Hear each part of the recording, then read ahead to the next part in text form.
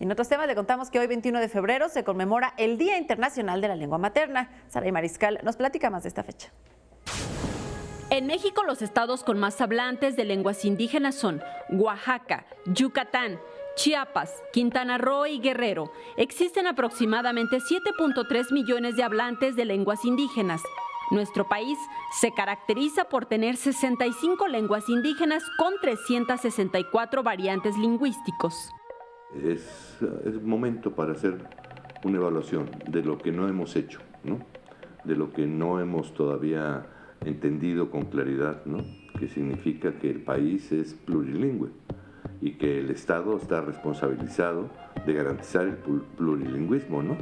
Y la estructura del Estado, la estructura educativa, la estructura general de la comunicación y todo, está montada en un Estado monocultural. Náhuatl, maya, celtal, mixteco y tzotzil representan más del 55% de los hablantes indígenas. Les preocupa mucho que hablemos inglés, pero no les preocupa que podamos hablar las lenguas que configuran nuestra identidad, ¿no? De alguna manera u otra, porque lo que hay que entender de las lenguas que no son solo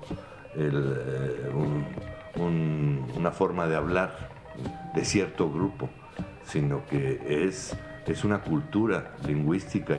Cada 2 semanas una lengua desaparece, llevándose con su desaparición todo un patrimonio cultural e intelectual.